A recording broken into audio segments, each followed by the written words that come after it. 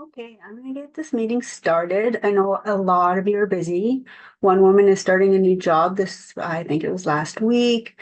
We have occupational health and safety, always busy. And then we have a nurse. She mentioned she couldn't make it last week because it was really busy. And of course, those of you on the other side of the world, it's a different time. So, but this is why I do this. Um, I've been thinking about burnout and stress in our professions, hence what I just mentioned, and how we cope with it. We talk about systems and overwork, like the workload, but we don't create space to reflect on our coping patterns. It doesn't matter what position you're in, leadership, um, anybody. I don't know how many times I struggled and I just kept pushing forward. Even when I'm at home, I do it. I'm curious what it would look like if workplaces normalized private reflection. So questions like, has my stress changed how I'm coping? Have I noticed patterns? Would I feel safe saying no in social situations? And not as discipline, but more as prevention. So this is something that everybody can reflect on.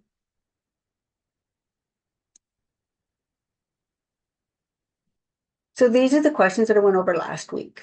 I answered them myself. I didn't get any feedback, and that's absolutely fine because in this, it's hard to reflect. It's hard to think about these, especially when you're busy, and it's only been a week, right? Sometimes we have to, what I call marinate my thoughts on everything, and sometimes marinating for a couple of days doesn't even work.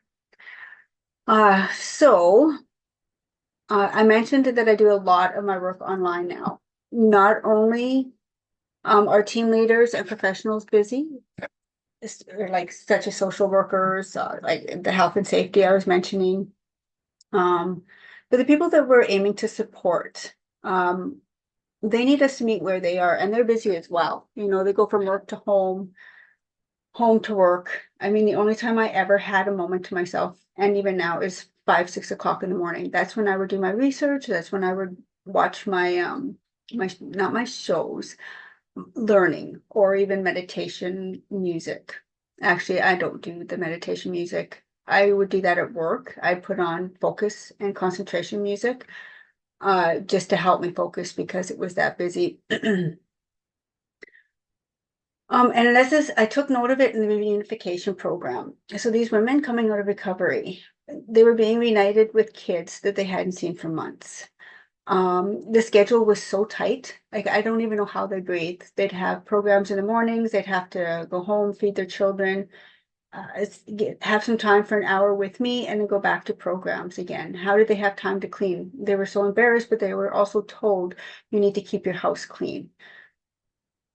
So this is where I felt like there was a setup for failure, and I bring that into my work. I want to assess the entire situation, and I think organizations should kind of try their best to do it as well. I don't know, and this is why I'm looking for opinion. I don't know how it fits in. Um, and maybe this will help somebody reflect. And again, I'm open to discussion. Uh, so yeah, I know it's possible if we open our minds and collaborate on this. I know that some of these women would have benefited quite a bit from some of what I had to offer, especially online. You know, they didn't have to feel embarrassed for me to go into their home when it was really messy, and they could do it while the kids were sleeping, have their earphones on, and have a mentoring call with me if they needed to. All my programs are online, so all you have to do is listen and then read through this. This is like online program is an amazing thing to me, anyways.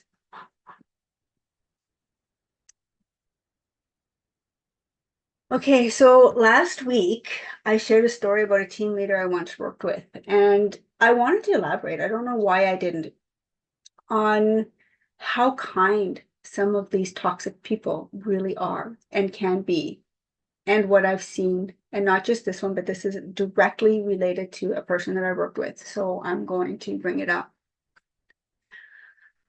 Many people considered her toxic. They avoided her, they made fun of her, they talked behind her back. in subtle ways, and not so subtle, like loud enough you could hear from the other side of the office. And a lot of offices are like that. Even in another job that I worked at, I could hear somebody talking about me. I don't wear earbuds. I don't listen to music, so I hear what you have to say about me. I'm mature though. It goes in one ear, out the other. They made her work life difficult too.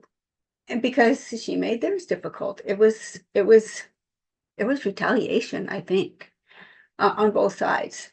Her attitude was hard. She was sharp. She was frustrated and often blunt. Now, there should not be a reason with blunt. It is the tone of voice. However, sometimes my tone of voice, I've really had to tone it down as well. And I keep reminding my son, tell me when I talk this way. So this is where communication comes in context too. When we talk to a coworker, we can't go home and talk to our children the same way because they get defensive.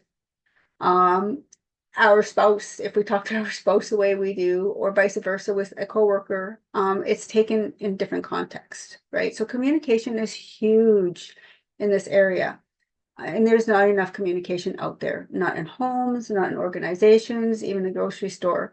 We don't stop and listen or even explain. I taught my son the W5, and he said, oh, I know those. I said, good. Next time somebody talks to you, make sure you have all the W5s before you tell the story to somebody else, because you might assume something and the story gets passed along wrong.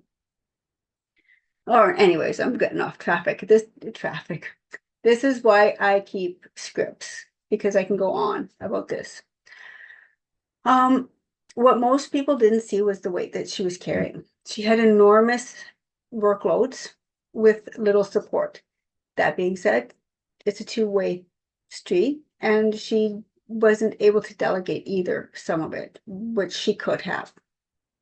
I was her second hand person, so I know what could have been handed over and what she chose to keep, and that's her. So we all play a part, and we all have to take responsibility in our parts. And I think that that's another thing that we need to communicate or understand, anyways, learn about ourselves. But over time, her mindset became, I'll just do it myself. That's all I ever heard. Oh, I'll just do it myself, and off she'd go. Not because she didn't care. It was because she cared too much, and she didn't trust a lot of people to do anything else.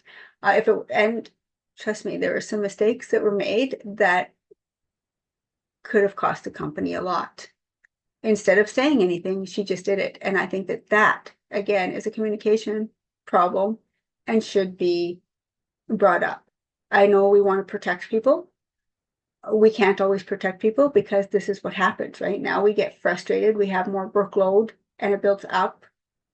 Again, let me know what you think. This is my perspective. What I also didn't share is this. Some of the people who struggle the hardest are also some of the kindest you will ever meet. There wasn't a time she didn't care about me and my son. She knew I was a single mom. If something happened, like, I mean, I had grandma, she's like, you know what, just go home early, be with your child. I didn't get that at other places.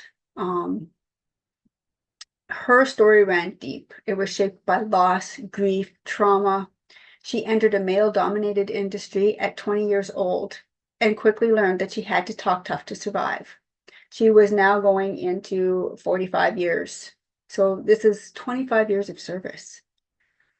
So she had trauma before that, she had trauma after that, and eventually a workplace culture that responded to her pain by mirroring it back to her.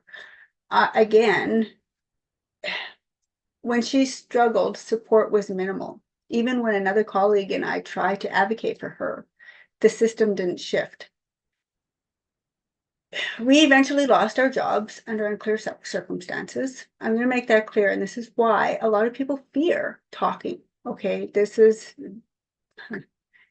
a very deep subject for me because, again, I am a single mom, and I felt like this was unacceptable, and it does make me fear speaking up, even in this, which is why I shift back and forth from the alcohol to the other. Is that it's hard to get over something like this. Anyways, 2 years later, after 25 years of service, she left too. And you knew the story. She was passed up for 2 promotions. This woman gave her heart and soul to anyone who needed help. She helped employees navigate their health benefits. She found workarounds when someone was struggling. She fixed their phones. She cleaned their phones. She made sure people were taken care of. No matter how she showed up on the surface, underneath it all was someone who deeply cared. Sometimes what we label as toxic is actually untreated trauma, unsupported leadership, and a nervous system stuck in survival mode. It doesn't excuse harmful behavior, but it does explain it. An explanation is where real prevention begins. And everybody's different with this. You, me, we've all got something that has somehow affected us, and whether we've gotten over it or not, it'll show up. So like I said, I'm going to read this out just for remembering last week. We know that she had left for being passed up for 2 promotions. So this is 25 years of service who walked out the door. She knew that business inside and out. I don't think anybody could do her job. And this is a moderate sized business, Canada and in the States. Yeah. Anyways. I'm going to move on. I think you heard my passion. Okay, so here were the questions that I had presented, and I'm going to bring them up on my screen here a little bit bigger so that I can read them and tell you my point. And I've seen a lot, and I don't know if it will resonate with you. Something might. So how confident are we in recognizing when alcohol use may be impacting performance or well-being? It can, for me, being someone who was, and I'm old school, so back in my day, we called it alcoholism. I had to identify myself as an alcoholic when I went to Pine Lodge. So I picked the toughest one. It was boot camp. And I can let you know that there are a lot of signs, and sometimes I can mistake those signs, which is another thing that I need to watch out for. So what I may see as maybe struggling with alcohol might actually just be burnout, brain fog, being tired all the time, calling in sick.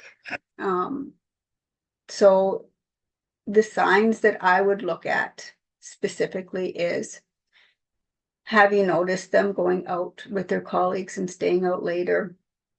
You can smell alcohol on their breath.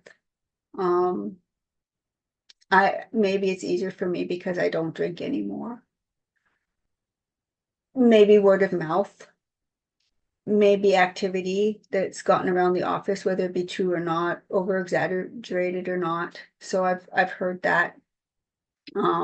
Somebody being promiscuous, and instead of going to the person, they just talk it all out to everybody else around the water station. I've heard management chip in instead of approaching the situation. I worked in a restaurant bar once. I was a supervisor and I saw alcohol going missing.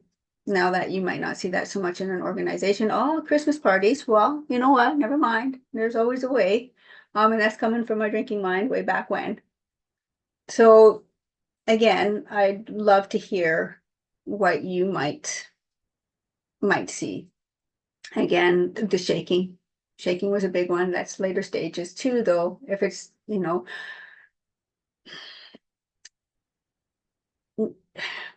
there are signs, but you may need to get to know them. And that's something that I don't think a lot of organizations know. So what makes it easier or harder to address alcohol-related concerns with a team? Stigma. There's also legal aspects, right? And I was going to do the research and get it all done. I did have a family issue this week, so I didn't get as much done as I wanted to. But yeah, it's very hard to talk about because everybody makes it so bad. And this is a huge thing. Like even in AA, I don't know. I know why they made it anonymous. I know about Bill W., Dr. Bob, the community, and Alcoholics Anonymous because alcohol makes you do things that you wouldn't do if you had been sober. Absolutely not. Nah, some people do, but we won't go into that. This is why I'm speaking out the best that I can publicly because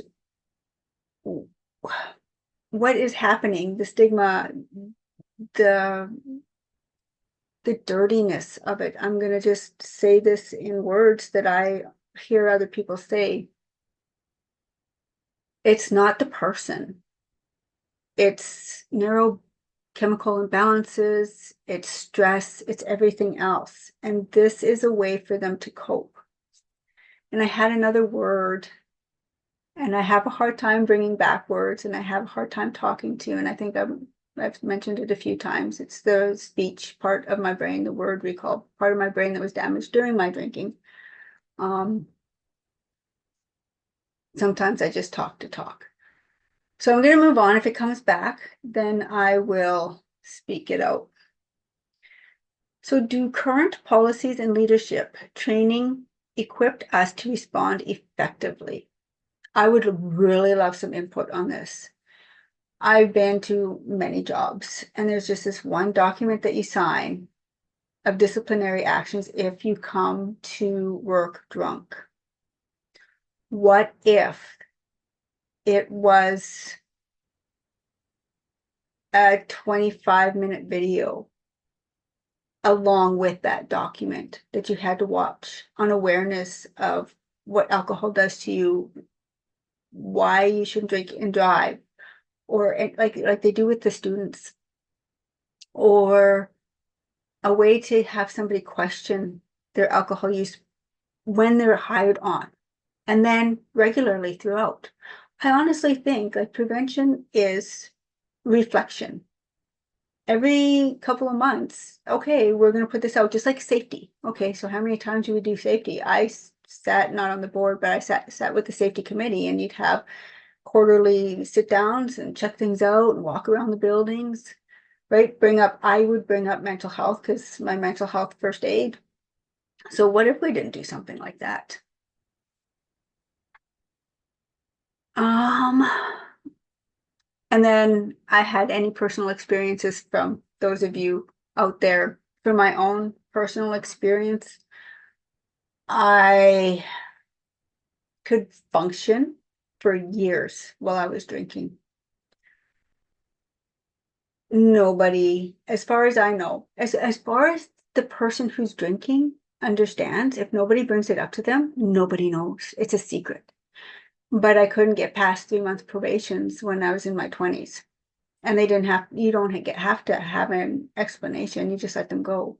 Right now, if it's longer past that 3 months, then you have to offer them help for the problem. It gets costly.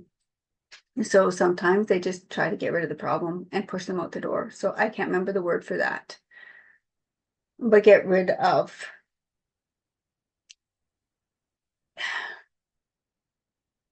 I can't think of the word to make it nice and clean, except to get rid of the problem.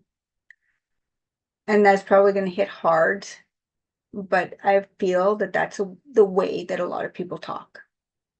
And I'm just going to write down a little bit of what I wrote for in my notes here. I'm just going to read it as is so I don't trail off like I have been.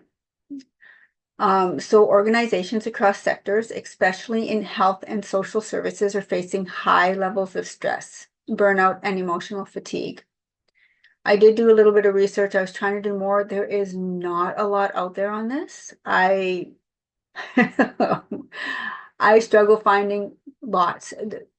Great Britain, I find, has more information than what I'm finding in Canada and the States, unless I go like the Canadian Federation, Mental Health, and a few other ones. So I'm hoping to get more of that out. While workplaces often address workload and safety policies, it can be harder to approach how people are coping personally with that pressure. Alcohol in particular sits in a complicated space.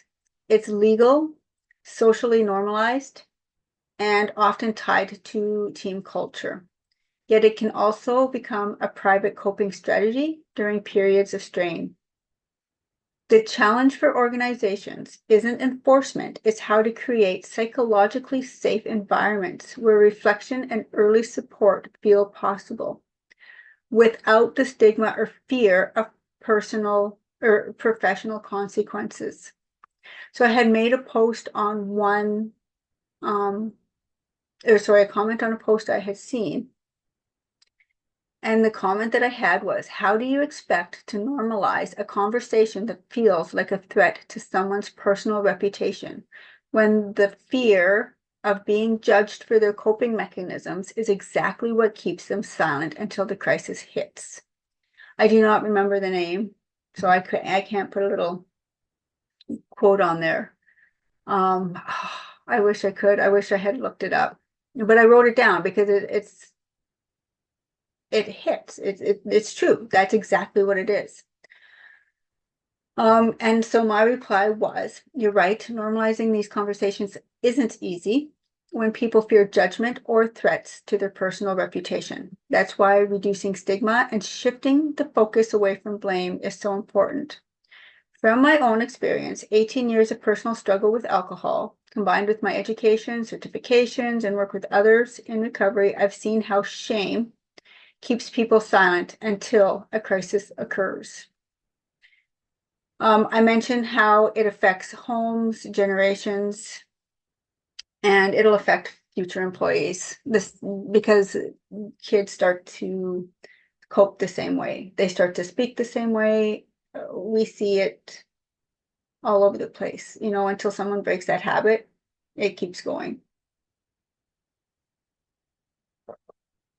And that's why I'm really focused on preventions with the basics, right? Because you can teach the basics to the kids too. It can be a family oriented.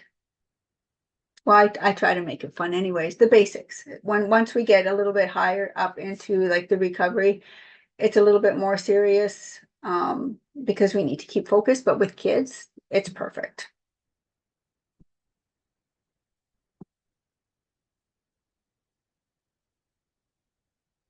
Okay, so just a little bit about me. I decided to do this if nobody showed up, and so that it gave a little bit more context.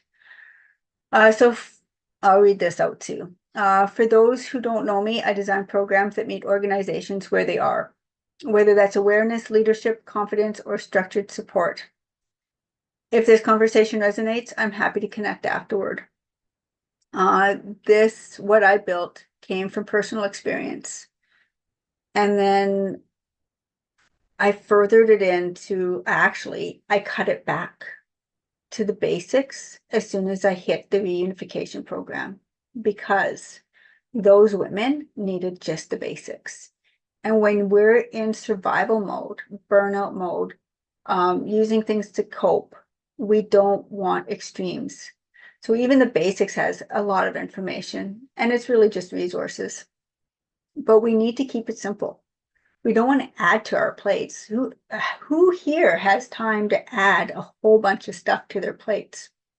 So when I say 8-week program, somebody's probably like, oh God, pardon me, 15 minutes a day to watch the video, go over the resources, 1 hour a week for mentoring, because that is where I come in. It's you do the work and do the readings, and then you come to me and say, hey, you know what? This doesn't work for me. How can I change this? And then we start brainstorming. And as groups, mentoring groups, just like we would be doing now, we brainstorm. And what one woman may have an idea that another one never thought of.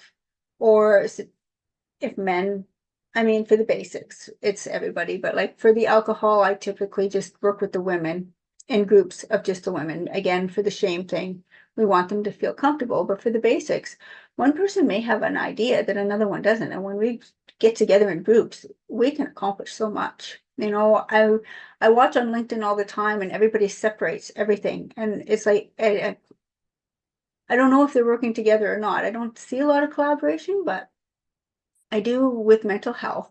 I am seeing that. And I think maybe I might just need to explore more too. But I'm just going to read one more thing and then I'm going to let everybody go. I mean, we don't need a long one. I think I covered a lot. And then you guys can just message me more thoughts if you have any. So in Canada, alcohol remains one of the leading contributors to substance-related harm and economic cost, including impacts on productivity and healthcare, according to the Canadian Centre on Substance Use and Addiction. So healthcare can be treatment centers. It can be illnesses caused by alcohol, liver. Mine was the intestinal lining, brain. It leads to a lot more than I think some people are aware of. Even the smallest amount can do some damage. And there's a lot of sugar in some of this stuff. So if you're drinking wine every night,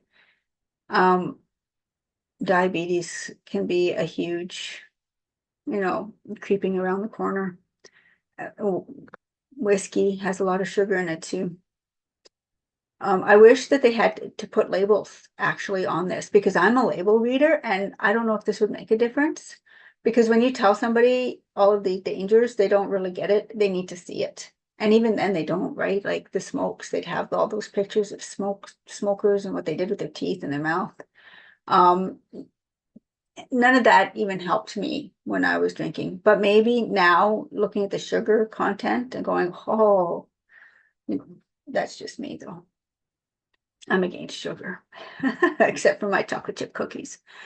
Anyways, most workplace guidance, including employer resources, focuses on impairment after it's observed. However, national psychological health and safety standards emphasize prevention. Give me a second, my mouth is dry.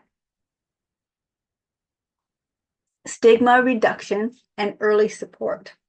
From a social work and harm reduction perspective, these are big words for me, sorry. Substance use exists on a spectrum. So why I used alcoholic and alcoholism, because that's what it was described back to my day, is probably the lowest that one can go when I look at alcohol use disorder.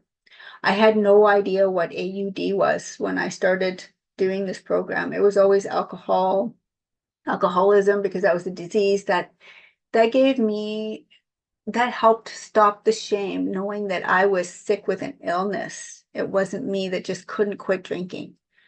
And I'm telling you, there's a lot of shame. And this is why people struggle behind closed doors. It's not just the drinking, it's what's coming along with the drinking. That can be at home, that could be screaming with the kids, that could be doing things that you would not do when you were sober. So we really need to keep this in mind too, and build that empathy and know how to talk. And this is why AA helps people too. So I'm just going to put this out there for a quick moment. AA, they, sorry, I'm trying to figure out how to say this because we've lived it, sometimes we're able to better connect with the person that's struggling. And I want to bring this forth because that's why I like the basics that I give would be the start. As we work into it, if say somebody in the organization knew somebody had a drinking problem, we could be doing our thing and then I could just start questioning and telling my story. We don't question, we don't say, hey, do you do it? We tell our story. And if I was telling my story and someone's like, aha, I made that connection, there's somebody like me out there, that could be the very first step. So I just want to put that out there. I'm not trying to sell myself. I am seriously trying to help someone. I've been in the program. I know it's not easy. it was never easy to tell me I was an alcoholic. I get so defensive. And then I started admitting it, but I couldn't get help. So it's a cunning, baffling disease, they call it. Now I'll go back to my reading. I hope that I'm making sense here. So I'm going to start back to the substance use exists on a spectrum. Alcohol use disorder is what they call it now. And early reflection is protection. And I think that this is what hit me with prevention. I highly think, I know it is. Well, I can't say that, but I do believe, and research is showing that lifestyle can help with this kind of thing. And this raises an important question for workplaces. What would it look like to create space for voluntary, prevention-focused conversations about alcohol before crisis or discipline becomes necessary? I just think that I think that this can be done. I don't know how, I don't know. Anyways, I would really appreciate some feedback on your thoughts and what you know, because I am going back to the coping with alcohol in the workplace. I'm going to work hard for this because I really do believe that we can save lives and families and employees, organizations, maybe not so much loss. So I hope you all have a great day. I hope you appreciate this. I hope I recorded it. I did. All right. Anyway, have a great day, everyone.